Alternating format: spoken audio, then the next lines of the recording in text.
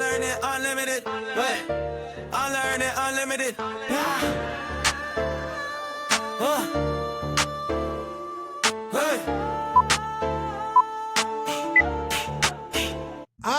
Welcome to Unlearned Unlimited Podcast. My name is Dr. Sito Narcisse, and I'm my co-host, Tatiana Echevarria. We have a banger for you today.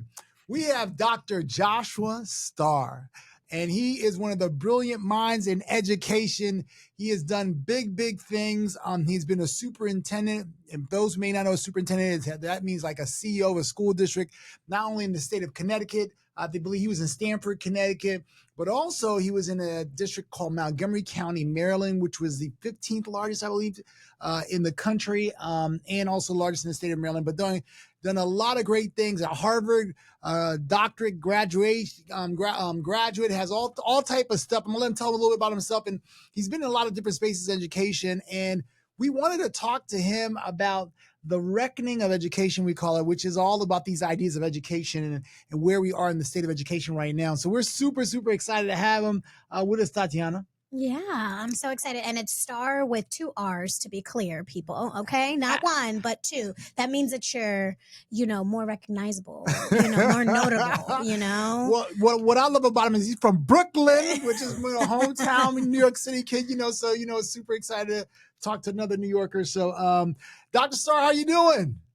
Good, but I'm telling you, man, I'm trying to reckon with your level of energy. I don't remember you having this when I knew you when you were a principal and an assistant soup and a soup. So clearly the post-superintendent life has been good to you, my friend, because if you bring this kind of energy, something's going right. Listen, I don't have to worry about boundaries in this space.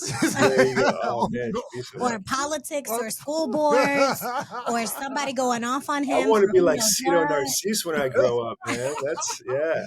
Listen, you've been kind of a mentor for me too. So I mean, watching all the success you've had and all the great things you've done in education. So really excited. And as you know, our podcast is always about the clash between education and culture, right? And people never know that in education, you're just not only leading what's in the community, but there's always these clashes that you have to navigate and do things. And so we and Tatiana, we thought like, hey, let's get somebody who understands the dynamics of not only K-12 space, but what that looks like for the universities, and how do we kind of talk through that as we engage in different ways. And so we're going to be, asking you some questions, but there's something that we do all the time, right? Instead of me giving the bio or Tatiana giving the bio, we always say the best people that could talk about themselves is themselves. Is that right, Tatiana? Right, that is right. So we're going to let you tell us a little bit about yourself, how, your bio, the space on why you've decided to go into education and what led you to where you are right now. So whenever people ask me for my bio, what I really want to do is give them the long list of failures and mistakes. I did not set out to be an educator. I always knew I would do something in public service. I always liked kids.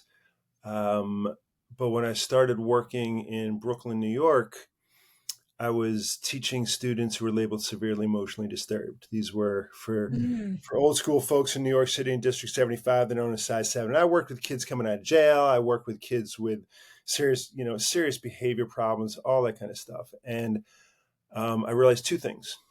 One, the New York City public school system in the mid-90s was allowing the least experienced teacher, which was me, work with the most vulnerable kids.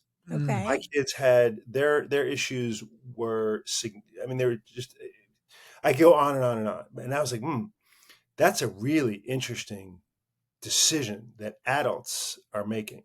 And it was not about the kids, it was about the adults. And I thought that's what I want to change. That's the work that's really interesting. So I went from teaching and starting a school within a school, and then I did a whole bunch of, went to grad school, ended up working in New York City under the Joel Klein Bloomberg administration. I was designing accountability systems, and I was nobody had a job before. I'd always was the first person in the job that I had. right? Which was always kind of interesting. And then I became a superintendent of schools. Never thought I'd be a superintendent of schools. Actually wanted to be a high school principal. But Bob Peterkin, may he rest in peace, who was one of your mentors too, was like, Josh, you got to be a superintendent. I fell into it, had a wonderful mentor, Larry Leverett, and just I became a superintendent and did that for 10 years. Loved the work. I like to think that my career has followed the same path that I tell my own kids. I have a 23-year-old, a 22-year-old, and a 17-year-old. And I tell them, don't think about the job you want. Think about the change you want to make in the world, and the job will come to you. And that's kind of how I became a superintendent. It's how I became a teacher, how I became a superintendent, and then how I ended up going into, I became a nonprofit CEO and then a corporate executive. And now I just started a new job as a superintendent in residence at Right at School, where we offer fabulous out-of-school time programs.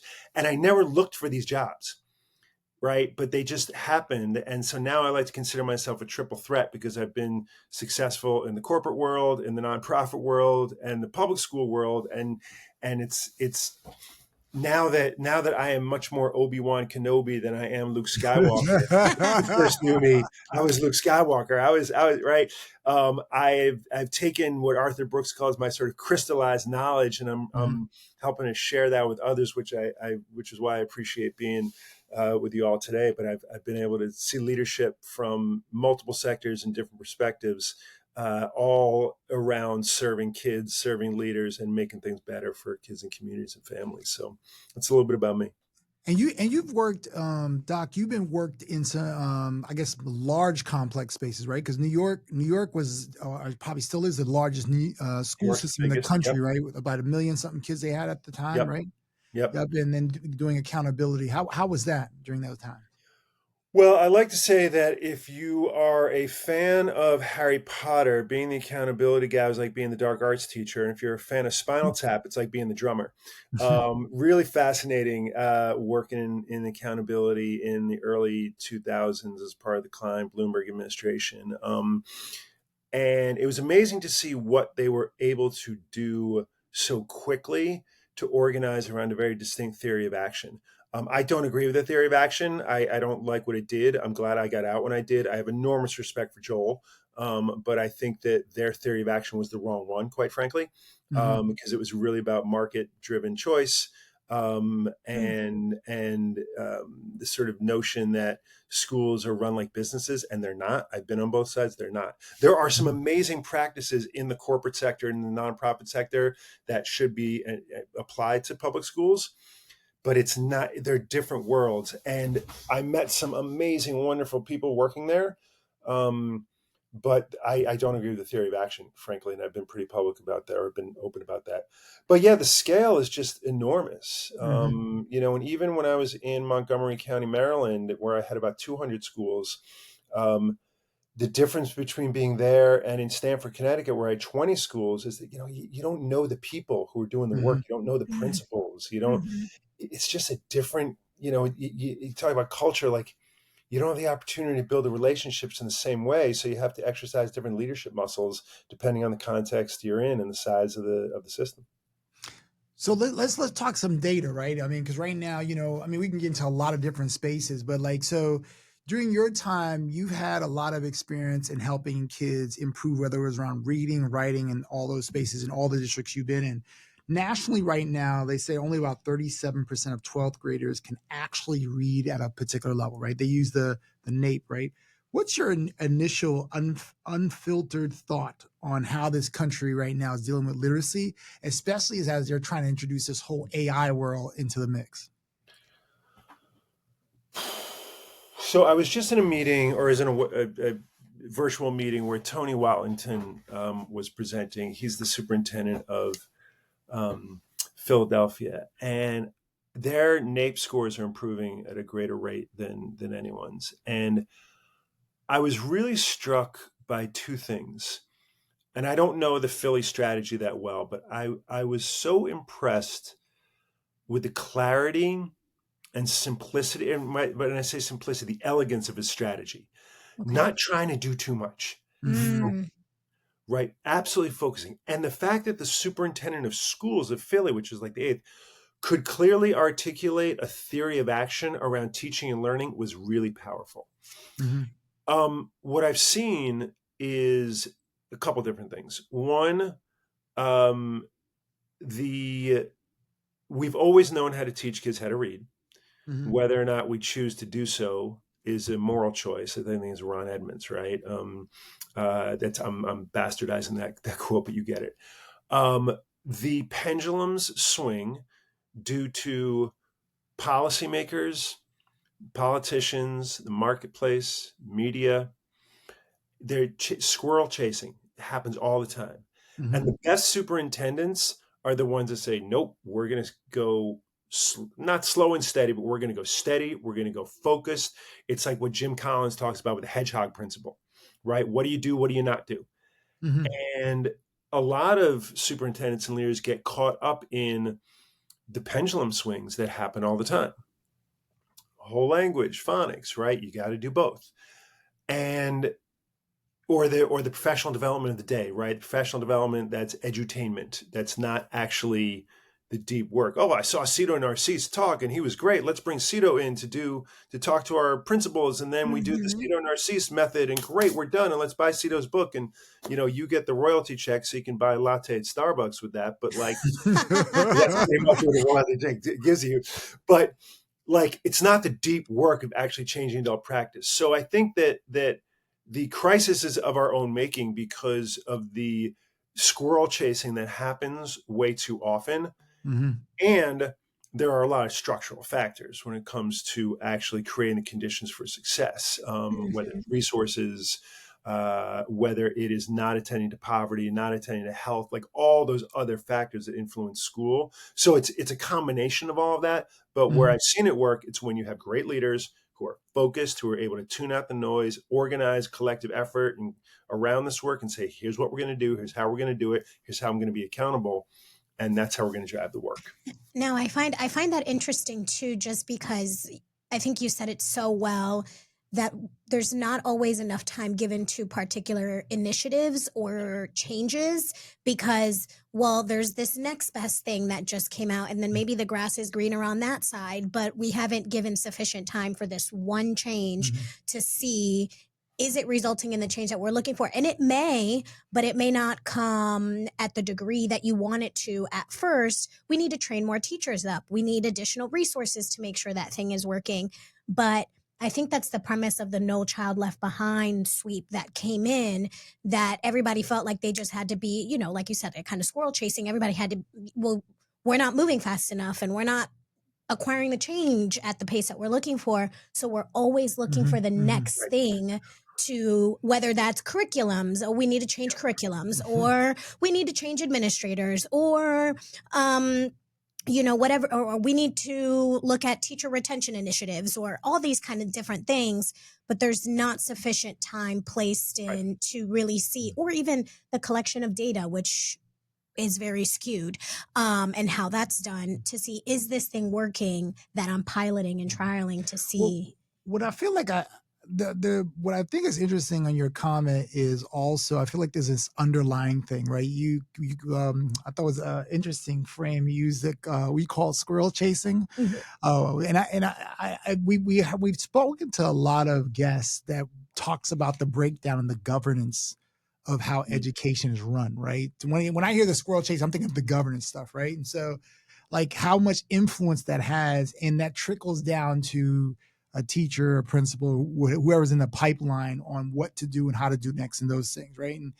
And so, from your perspective, how do you think that from a culturally, right? Because I'm sure you've seen this.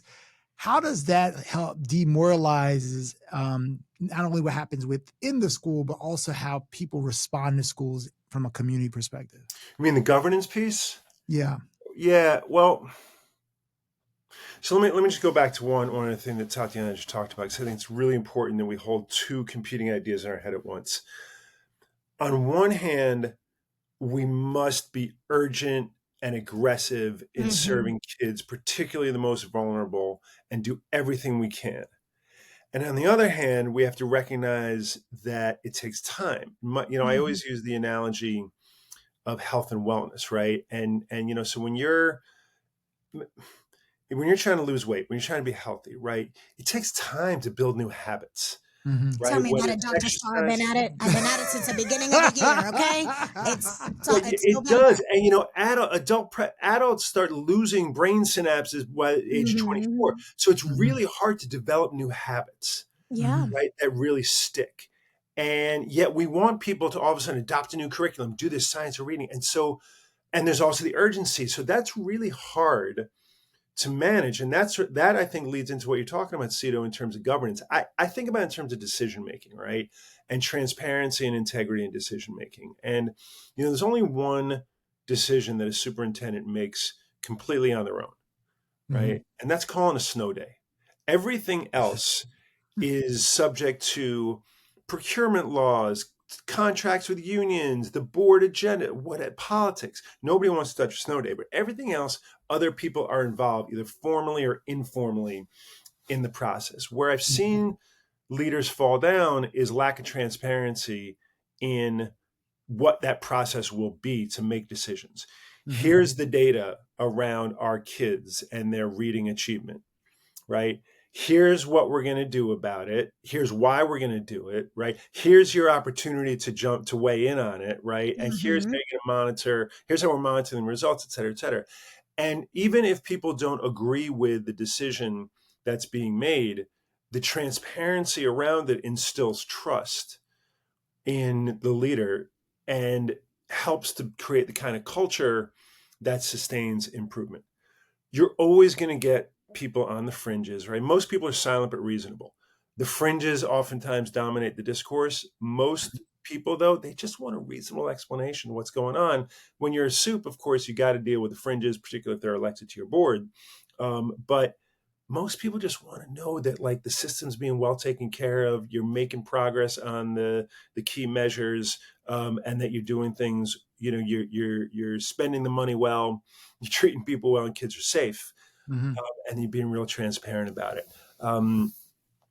Hopefully, if the kind of issues we're seeing with school boards where the fringes dominate, sometimes that's because there isn't that strong core that the state and other board members have established to say, hey, this is where we're going, this is why we're going there, this is how we're going to do it. Now, look, much easier said than done. Yeah, Right, yeah, right. Being for an sure. armchair superintendent, it's great, right? I mean, you can, but theoretically, right, that's how it should work. Now, knowing it doesn't always do that. But I also find a lot of leaders, and that's, some of the folks who come to me, they don't know how to do that kind of stuff. They haven't been taught. Yeah, And yeah. that's where the challenge falls. Or they think they just have to do, what a board member said.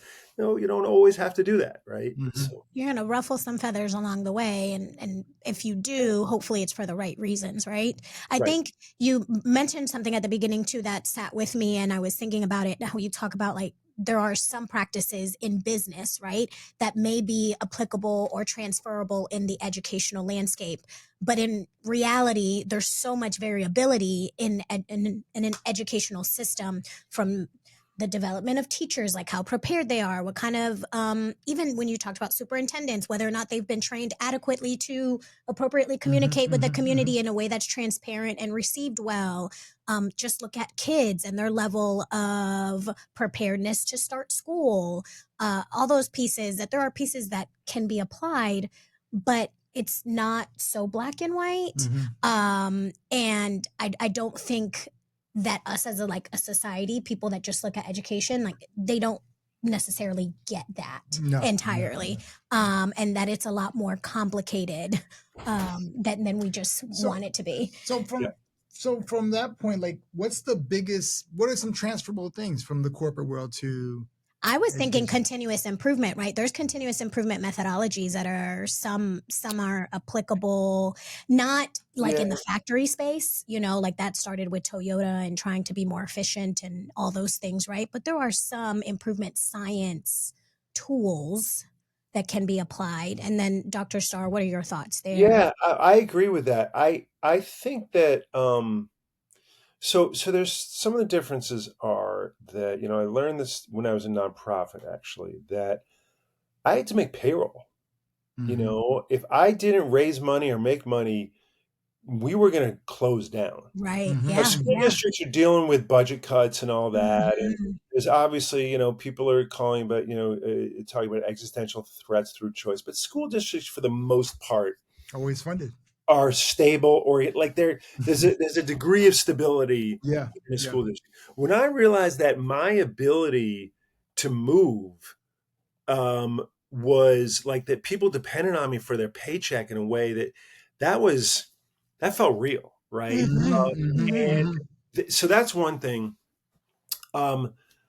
The difference between being kind and being nice really hit home for me in corporate in particular, as well as nonprofit. You cannot just deny the data when you are in that environment, and you can't be nice about it. You can't make excuses. You can't, right? That's what a lot of people do in school systems. They make excuses for the data, or they explain it away. Being kind is about saying, no, Tatiana, Sito, let's take a look at your numbers. What are we doing well? What are we not doing well? What do you need? But let's look at it. Let's put it on the table. Here's what I'm seeing. Here's what I need you to do. Let's be clear. Boom, done. Let's come back together. Like, there's a rhythm to that, and it's the stark reality. You're looking at your P&Ls, like you're looking at it, and I kind of appreciate. Like, I was always a data guy. You know that, Sito, right? I was always a data guy, but the culture of like, you either made the sale or you didn't. Or you did it. Right. Yeah. And there's something I kind of like, and also that it's not your fault. Like, it's to be able to say, okay, look, here's what went wrong. Here's what we could have done differently. Now, look, if you keep not making it, then you gotta, something happens, of course. That's a different conversation. It's a different conversation. So I really appreciate those aspects of it, that kind of clarity and the focus on leading indicators as well as lagging indicators, and working in like lean agile processes in 2 week sprints. And I'm teaching some of that to soups now. Like, how do you, if we expect that we're going to get somewhere, have we actually done our work to reorganize it? I'm seeing it now with like people adopting portrait of a graduate. Oh, we've got a portrait, or that. but like, let's really, what's the through line between your work as a cabinet down to the classroom to make sure that we are doing these things? What are the leading indicators? Don't just tell me that we have more kids, passing, getting proficient in reading, which is really important ultimately, but what are those leading indicators, those changes in adult action? Those are some things in corporate and nonprofit that we had to do, which I really value. And frankly, I wish I had known those things and had those skill sets when I was in the seat, because I would have operated a little differently. What would you say is your biggest shock, right? You've been in all these different sectors now, right? You've lived in multiple spaces in these jobs. And I'm going to push you towards the funding conversation, right? So the average per pupil in the country is about $20,000, right? Give or take, depending on what part of the country you live in, right? And there's this argument around, when you hear people talk about schools getting better and all that, if you pay more for this is going to happen. You pay less for that. There's all these different arguments, right? And everybody's trying to figure out how to make this thing work. Some people are being successful in some communities. Some people are not. Now you have Do they have enough resources? You have school choice in the mix. Filled? And this now becomes the premise of the driver of these things. What has shocked you the most about that conversation? And what would you say that you've learned, or things that we need to be thinking about as this debate goes on? Shocking about the resource conversation, you mean? So I wrote about this actually in a recent Ed Week piece, that the pendulum is going to swing when it comes to funding. And I do not diminish the significance of federal and state cuts and the impact it has on school districts and school systems, and the amount of time and energy that it takes to manage out of it. That is not a small thing. I remember my wife said to me, I think it was after my first year in Stanford, she said, so wait, you spent 4 months building the budget and 4 months cutting the budget. When do you, what else? And then it's summer. What else do you do? And I think that Really we good should have, summary. yeah, and we should. I think we should have like 2-year, 3-year budgets. Like I would rather have a minimal increase that is stable over 2 or 3 years than the wild fluctuations and all the From year dancing to that has to year. go along with it. Mm-hmm. So I'm not minimizing the impact of that at all. But I'm also struck by how leaders allow themselves to continue to operate within that frame. And when I think about resources, money is obviously one of them, but time and people are the bigger ones. Mm-hmm. Right? How you spend your time and who your people are and whether you are assigning talent to tasks, whether the right people are doing right, become more important. And yet we don't talk about that enough. We don't say, okay, we know we're making cuts suck. I hate them. I mean, teachers should be paid more. We should have more money and all that. But if we know we're going to why do I keep dancing to that music when maybe I can change the conversation a little bit and say, okay, let's rethink how we're using our time. How we're using people differently. That's what I love, the work that like Carol Basile is doing in Arizona around really reframing the teaching profession, right? This is where we got to think about how we're assigning, again, talent to task and people. And again, I do not want to suggest that the lack of funding isn't real and isn't hard and it's easy, but leaders at the local level need to change the conversation. Right, rewrite the rules of the debate, so that it doesn't become this annual. Here we go again, and then people feel like And they we're can't having the do same anything. conversation again about lack of The funds. same thing over and over, and it's just doesn't go anywhere. So, yeah. Now, I have a question for you as we talk about talent, right? And that talent being the individuals that work directly with kids day in and day out. Yeah. There's a statistic here that says in a recent survey, over 50% of teachers in the K-12 landscape reported having a high degree of daily stress. This shouldn't be surprising to anyone. I was recently in a kindergarten classroom, and I 100% feel that kindergarten teachers have a lovely space in heaven, if you believe in those things, automatically for running around with 5-year-olds all day. That is a high stakes job right there. Now, how does teacher stress on this scale directly impact the learning outcomes of students? Like, if we really want to talk about how we're going to shift the conversation, what kind of effect does this have on the learning outcomes of students? And what can we do to pivot that? So I'm going to say something that may make me enemies or more enemies. And then I'm going to also answer the question because I think there are definite things we can do about it. So, I'm a card-carrying member of Generation X. And my mom is a therapist who's 88 years old and still practices therapy. I have been recognized for my social emotional learning work. And I've always been about mental health and well-being and all that kind of stuff. But I also, as a card-carrying member of Generation X, think that there's something about our society these days where everyone just claims how busy they are and claims they're so stressed. Like sometimes you got to suck it up and deal with it. Sorry. But right, like everyone's, oh, I'm so stressed. And yeah, of course we are all stressed. I get it. And there are real stressors in the world, and the job of being a teacher is hard. And it's a crazy world. And I get it. And the job of being a teacher is so hard. And I don't want to minimize anybody's stress. And I'm also how we, in the way that we never used to allow for people to be so stressed as they are now. Everyone can be stressed out and need mental health breaks and all that. And there are real mental health issues that we have to deal with. And again, I don't want to minimize or dismiss them, but I also feel, come on, people, let's just let's do what we got to do. We're all adults. So that being said, and again, I don't want to minimize the importance of mental health and the fact that people are stressed. So much of it has to do with culture. So much of it has to do with culture. And just like the superintendent's job is to create the conditions for success for principals to do their best work, the principal's job is to create conditions for success for within their school. That's what leaders do. Leaders help others do their best work. That's by being kind, right? About giving them the support that they need and the real feedback. It's about creating manageable workloads. So, I love all the surveys that are being done of teacher, of climate and culture. I know lots of districts don't actually do anything with them. They don't build them into principal evaluations. They don't act on them.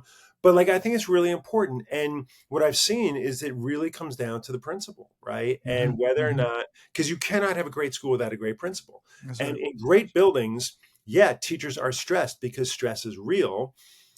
And they know that they are working in an environment where they can rely on each other, where they have support from their principal or other leaders in the building.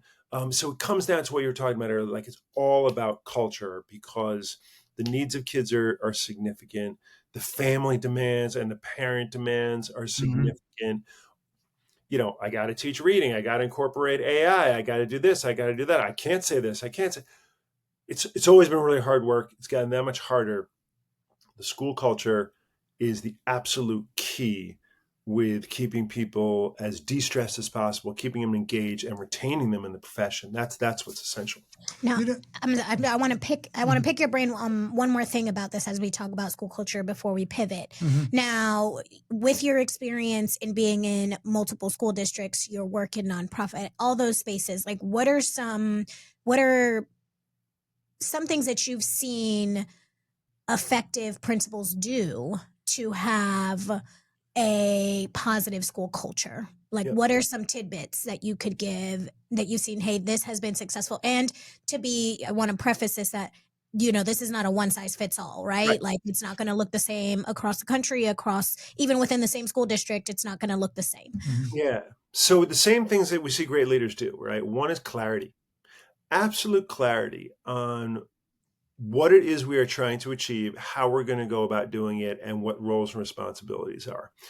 And best leaders I've seen slow down the inquiry to speed up the action, right? One of my mantras, right? You will get really clear, here's why we're doing what we're doing. Here's how we're going to go about doing it. Here's how we're going to measure our progress. Here are my expectations for how we're going to work together. And we're not just going to say it. We're actually going to design the work tasks so that people are collaborating. The best leaders hold culture busters accountable, because in every district, in every organization, there's someone who is hurting the culture. They take them out, and they're clear about it.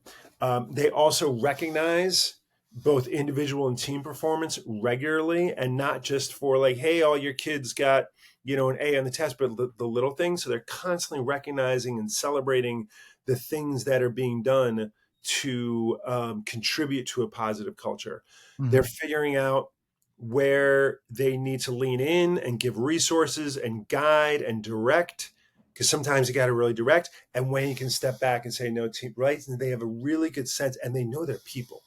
Yeah. They know, hey, I want Tatiana to lead this because this is her jam, and I want Sito to lead this because this is what he's really good at.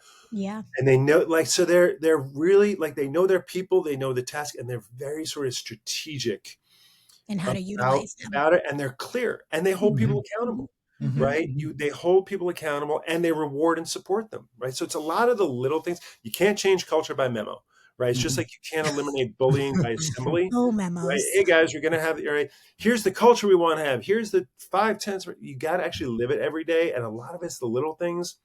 Much of it's about knowing your people and being really clear. I also think about you wait to do culture things until Teacher Appreciation Week, or you wait to, or you bring on the food truck and feed everybody. It's those are singular actions, which teachers love. Don't get me wrong, right? Schools love, but that inherently is not sufficient in any shape, way, or form to actually do the work. That's such a good point, because that's the kind of thing I'm really bad at. I was always really bad at the symbolic culture because I don't like that stuff. It's I don't care about it. One of my principals used to call it, he's that frou-frou stuff. And I was always why does he call that frou-frou? But once I became an administrator, I understood what he meant by that. But I always needed somebody next to me who's like, hey, Josh, we got to do that. Because I'm like, oh, you're right. Because like, I didn't So you think can make about sure they that. feel connected. But it does. Yeah. So, but it's really important. That's how you got to know your people, right? Knowing, okay, there's multiple things. And sometimes it's the pizza party, right? Yeah. Or whatever it may be. Sometimes it's just, being approachable and available to people. And you have to, you got to have a big sort of repertoire.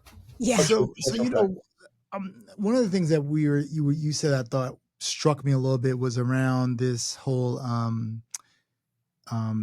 piece around change, right? And the stress that it connects, right? And respectful to everybody around this whole stress thing. But the one thing that is true that at least I found being in a lot of places is if you're going to change anything, it will require a stress. Right. And discomfort. And it depends on the culture, the history. I mean, and it's not as simplistic, I think, as people think of changing of culture in simplistic terms. But I think there's so much more complexity, right? And so, if you have all these changes, I think when you look at the change, and it felt like you were alluding a little bit around this, but the changes that you have to create conditions for it to happen, right? And by doing that, navigating, if you're the person that's leading the district or leading whatever without getting fired in that process, right, is really tough, especially in a public sector, right? And so I wonder, like, in the business world, I think those stresses are two different stresses, right? I mean, I think, in the education space, it feels like you always are going to land somewhere in some way of doing it. But in the business space, if you don't, go back to that example you gave, if you don't get this done, people are going to lose their jobs right away, right? Where there's a whole process that happens in a school system in order for things to happen, right? And so I just thought that was really interesting because, now we're talking about we want schools to perform at a particular level. We're introducing new technology around AI. Yep. And we're doing all these things that are requiring tremendous amount of stress in the country, right? Because I'm watching how AI is freaking out different people in different spaces. And that is moving in the speed of lightning, right? Let me ask you this. I know you worked around doing a lot of things around model schools, right? And trying to help schools and school leaders figure out different ways on creating conditions to do things well. From your perspective, when you look at the US right now, it ranks in probably the bottom third globally, right? For, whether you look at topics like mathematics and those things, and now you're introducing this whole new technology space, right? What do you think that what are the conditions going to be in this process of change as you see schools and you're working with them to try to get them to elevate and kind of move into this whole different approach? Like, what will they need to be successful to adapt to the change? And not only from them, like from a skill set, but from an emotional set, right? Because I don't know if I don't know if always like helping somebody with their skill and getting them to do really well in terms of their will to navigate through are always in the same bucket. I always find like those are there's so much to unpack in what you just laid out, Sito. I'm trying to figure out where to start. So first, on the international comparisons, I think it's apples to oranges in lots of ways. We're a federalist system. We're not a nationalist. You just can't do things in America in the same way. Our diversity is different than anybody else's. And, our economy continues to be the strongest. Like I said, now who knows what's going to happen in the next few years. But like, on one hand, we're this beacon of all that's possible, and people want to be able to be here for both higher education up until recently, as well as our economic opportunity. So like, and yet our rankings on some of these standardized assessments are low. So how do you hold both those ideas in your head at once? I don't know the answer to that. Smarter people than me can figure some of that out. I think that what's really interesting actually is this question of value proposition at higher ed right now. And the ROI question and the cost. I mean, look, I just put 2 kids through college and I got 1 more starting next year. And then I'm done. And you sound very excited about the well, I mean, and it's like, I mean, look, I am so privileged. I told my kids, we're going to cover the cost of your college. You're going to have to get a job. You're gonna have to take out some minimal loans, but this is my gift to you. And then I said to them, I'm done with you. I'm like, and they're really good kids, and they're like, don't ask my. And they're like, okay, this is a gift. And I said, this is what Mom and I are gonna figure out, and we'll figure it out. And we have, and they're very privileged that we're able to do that. And so they've had great experiences, right? But I even see with them how the question of the return, I'm not being articulate here, but it's this real question, like how are public schools a private commodity or are they a public good? And we tend to see schools as a private commodity right now, and we see it in K-12 and we see it in higher ed, and yet they're also a public good. They should, my youngest is going to be swimming at a small liberal arts school, and I don't know anything about liberal arts school. I went to a big state university, the same one my wife and my two older kids went to. There, it's much different, right? Than these. It's much more sort of transactional. It's career oriented in a different way. Liberal arts, it's about, hey, we don't even want you to declare a major for 2 years. We want you to experience the world, which, right? And I think there's something said for that, like humanities and history and art. But education is valued like how much money do you make upon graduation, which of course devalues, the healing professions and, social work and education, all that. So, but I do think that we're coming to this point, particularly with the population and enrollment decreasing. Universities are getting to this point, and I think more school districts are recognizing that they have to do more around like career tech ed, right? Which I think is a very good thing. More of them are recognizing that school is freaking boring. High school is boring. I mean, it is, even if you're at it's boring, man. Not every class, but like we need to do something more. And the most thoughtful people are thinking about AI, not in terms of what it can do in the immediacy, but what it means as a society. Like I know that sounds a little, abstract or esoteric, but like AI literacy is actually really important. Prompt engineering is a skill you can start teaching in kindergarten. Kids ask questions anyway. That's what prompt engineering is. How do you look at data in a different way, right? How do you take? So so smart people are doing that and changing the school, the instruction and content in order to sort of wrestle with those big ideas. Not enough though. And I think that we will likely continue to see a lot of the same, but I'll stop on this. Like, if you look back at 10 years ago, 20, we're actually doing things better now than we were 10 years, 20 years, right? So there's always this incremental progress that does get made, even though a lot of the naysayers say, oh, public education should be destroyed and all that. But that's for those who either don't believe in public institutions, and there are a lot of them these days, or those who see public school as a private commodity rather than the public good that I believe it is. Now, I want to stay on this point here as we're talking about career and technical education. And it is my understanding that you have a lot of experience and background in that world. Can you share a little bit about your journey there and what kind of led you to that space with career and technical education, and how you've seen from where you started to where it is now?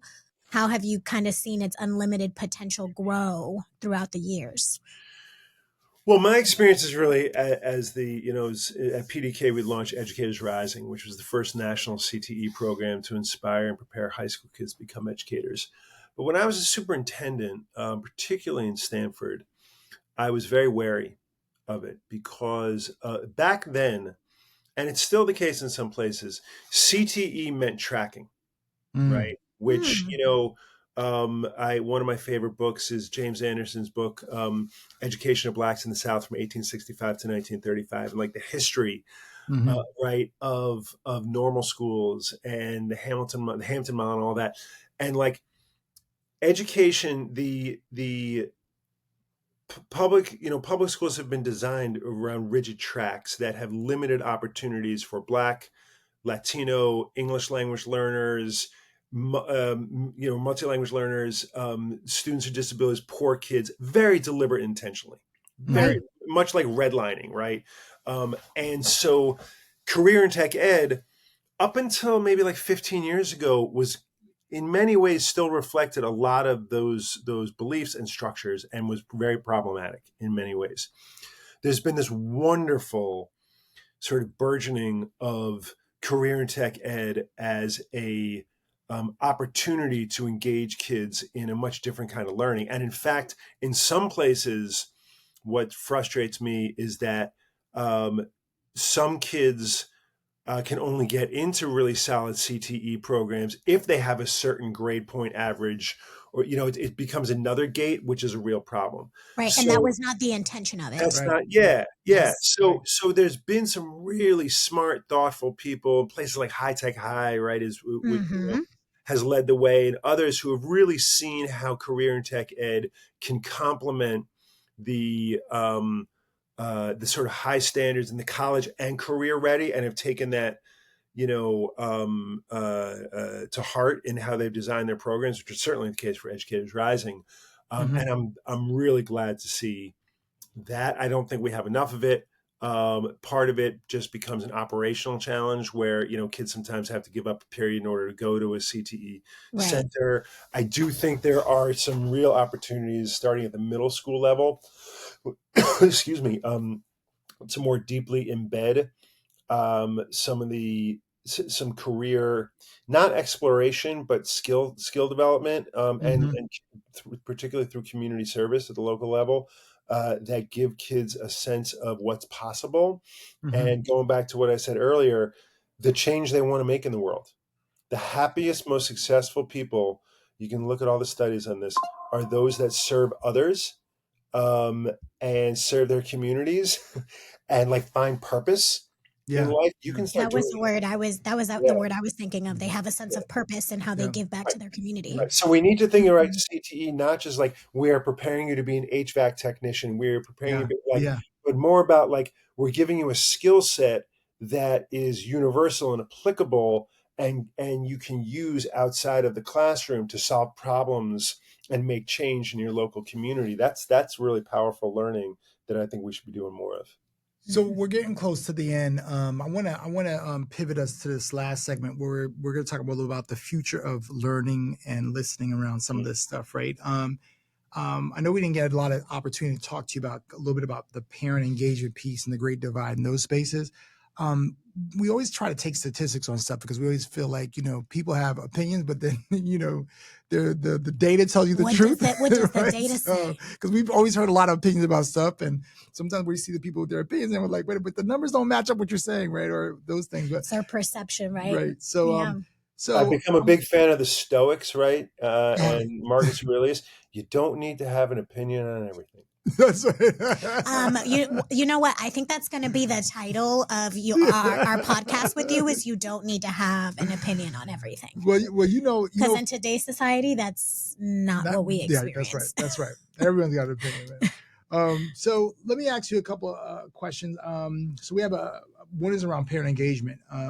So they said that only 39% of Americans say they have a great deal of confidence currently in the K-12 public schools, according to a report that we saw. What would you say is the biggest statistical indicator that this public confidence crisis is justified? Well, remember, when I was a PDK, we did the PDK poll of the annual, which was the longest running, still is the longest running public attitude poll in the country, right? And what we always found is that people think that the nation's schools suck. They think that their schools in the community are okay, and they think their own school is awesome. And it's kind of the way they feel. There's multiple layers there. Yeah, multiple layers there, and it's relationship theory, right? The further you are away from something, the less confidence. Yep. That's right. There you are. Yep. I mean, look, public education is a really easy football, right? Kids don't vote. So it's easy, like the constituency isn't always there. It's easy to sort of like blame the teachers union for something, or blame the superintendent. Like this, you can, and it's also the kind of thing where the complexity of the institution itself is vast, but the way people interface with it is simple. It's my kid's teacher. It's did I get my problem resolved when I went to the principal, Mhm. right? Did it, the article I saw in the newspaper, if there even is one, did it make sense, right?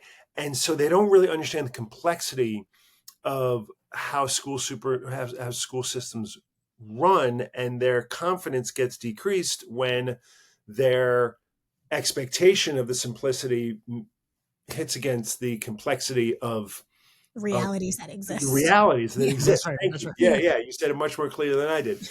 And so I think, and because there's also the cultural aspect to it, Mm. and this notion that we should, whether it's like what, that the schools have always been a football field for the culture wars in different ways. What should we teach? How should we teach it? How do we teach history? Whose history? All that kind of stuff. And it's really hard to sort of fight against it because the people who are doing it lay low, Mhm. right? They don't speak out that much. I mean, some brave people do, like Louvel up in Ithaca and Aaron down in Virginia, like Shelley, right? But like, you don't get it. You kind of lay low. You do your thing. You focus in your community and let the people on high fight about it. And there's a lot of sex appeal to those stories for the big for the media, but like the Mhm. bread and butter is not that sexy, quite frankly. And so parents have confidence when their kids are safe, when they're reasonably happy, Mhm. when they're learning, and when they get their problems resolved. And most of those people are silent but reasonable, as I said earlier. But the fringes dominate the discourse, and unfortunately, there isn't enough um, countervailing sort of opposition to a lot of the what we hear on the fringes, and it's really unfortunate, and it catches school superintendents and others, catches them up in these maelstroms that can be really detrimental. You remember we had a guest on before that talked about very similar to what you said, like parents talk about their school, they're happy. Talk about the district, semi happy. And then when you Mhm. talk about like the whole status of education, it's terrible, it sucks, it's awful, all the things, right? What I think is interesting and what I would something that I'm hopeful for in the future, right? We talk about unlimited possibilities, is that the ones that are pleased can also find and see that there are deficits. You know, I worked in a school district that was a top school district in the state of Florida. I worked at a very affluent school. Most of my kids did very well. Most of my kids came from homes where their parents spent time doing homework with them, Mhm. spent time reading to them, spent time, taking them to activities and engaging. But if you went to the south end of the district, it was a very different experience than those students had. But to everyone, it is a high performing school district and everybody's doing great. I just wish there was also a level of engagement from those parents where they see that their school district is doing well, but to also advocate for those students that are not having that same experience Mhm. within their same community. Yeah, well, that goes back to the private commodity versus public good aspect of it. Mm-hmm. And I will also say, though, I have been in communities, both Stanford and Montgomery County, that have high degrees of wealth and high degrees of poverty, and a Poverty. lot in Yeah. Mm-hmm. between, where some of the most active members of the community were wealthy people who very much wanted to support kids that they knew were not getting What they what need. what their kids Mm-hmm. were, and and there are a lot of people that are very willing to Mhm. do so. Sometimes it can be a little icky, right, Mm-hmm. in how they express it, but oftentimes it comes from a really, really good place and they want to. And then sometimes it doesn't, right? Then sometimes there Mhm. are people like, nope, I just want to make sure my kid gets mine, and all that. But there's just a range. There's Yeah. just a range, which goes back to, I think what I was saying earlier about the relationship theory and common ground, right? That's why we need common ground solutions. Why we need Mhm. leaders need to know how to bring people together, and have what Peter Block calls need to need conversations, where you're Mhm. actually helping people understand that you're all part of one community that has shared values, and hopefully shared vision, no matter where the kids come from and what's going on at home. We all want the same thing for our kids, and we're stronger together than separate. But it's hard to do that, and it takes a skilled leader to be able to organize that kind of work. Well, we got one final question. Yeah. Because so we ask every guest pretty much the same question, right? So with all of the experiences and all the things you've done now, right? If you can tell your younger self what to be unlearned and unlimited about. Let's start with unlearned. Let's start with unlearned. If you could tell your younger self, I'm talking to Dr. Joshua Starr, who's fresh out of, doctor about to go into the world, do his stuff. What would that be? Something to unlearn. So I think that when I was coming up, the focus was so clearly on the inequities that existed and the data that were, it's just so apparent. And not enough attention was paid to the people and the stories behind it. And I felt like what I know now, look, now that I'm Obi-Wan Kenobi and I'm no longer Luke Skywalker. I feel like you're going to have to talk about what that reference means, because a lot of people, Star Wars, what is that? What? Star Wars, right? This like, it's not us and them, particularly at a local level. Even when people aren't doing the work you want them to do, even when they're making you crazy. And look, some people do not deserve a seat at the table. We need to be clear, right? Some people do not deserve a seat at the table. The haters, just like whatever. But more people want to be part of a good solution than not. And the best leaders spend their time bringing those people in. And yes, you need to know how to do all the stuff you got to do to run a school system. And there's a whole bunch of technical work that consumes it, but that's not the work. So focusing on the adaptive work, whatever you call, creating the common ground,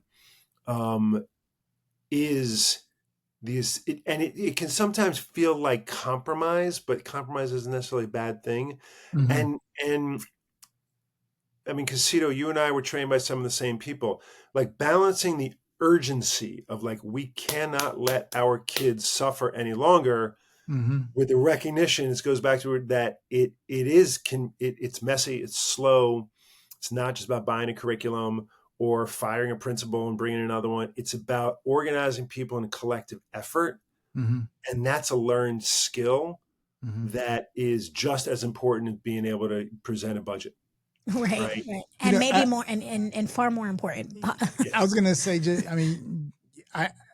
similar to you, what I found the biggest challenge was never about I found it actually much easier to try to solve the problem from the technical standpoint. Right. But the challenge of the culture and all that, that people was piece, always the hard part, because when you walk into those jobs, it is, you think you start off because of the honeymoon that you walk into, right? At the, not from a deficit standpoint, but you actually start from a deficit, because there's so many roaring things that happen before you even started. And some of them have absolutely nothing to do with you. Yeah, and you got to figure out how to get a process, get them involved. Like there's a whole bunch of stuff. So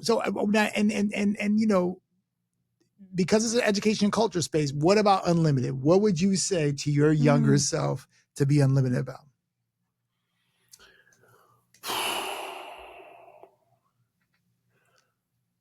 I would say be unlimited in your grace towards yourself and others. That you have to allow yourself the space to grow and to fail and to succeed and be right.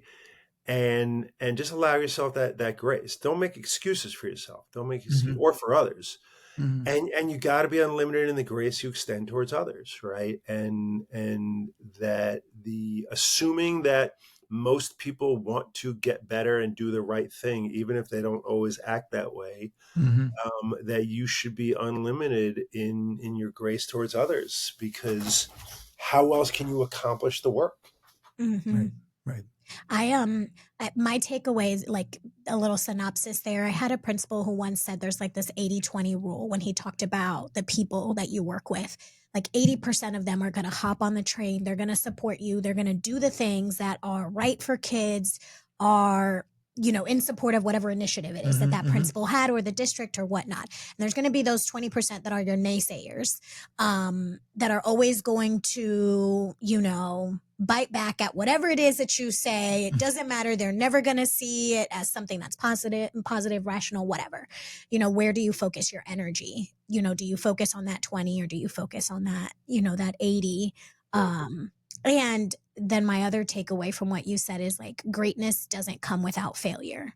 And I think there's no way that you can be great at something, whatever that something is, without experiencing some level of failure. And in working in education, there is no success path, like no success path without failing at something along the way. So Right. I love that. Well, we interview a lot of people, and there is a profile, we think, for folks who have kind of navigated through in terms of how they put time, consistency, and because we interview so many people and talk to them, we're now not shocked about people we've seen do hard work and get through complexities and been successful. And you're one of those folks. And so we really appreciate you, Dr. Starr, taking time out of your schedule. With 2 R's because he's noteworthy, by the way. He Okay. loves the 2 R's. Oh, you don't know, man. It's funny because my fear still it's like you're making a reservation, Star with 2 R's, right? It's like Star with, Next, now you tell them I'm Star with 2 R's because I'm memorable. We gotta put that in there.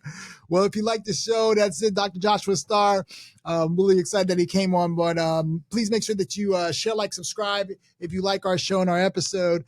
You can find us on all the social media platforms, Spotify, Apple Podcasts, YouTube with the long format, you name it. You'll see clips on every Instagram to Facebook, you name it.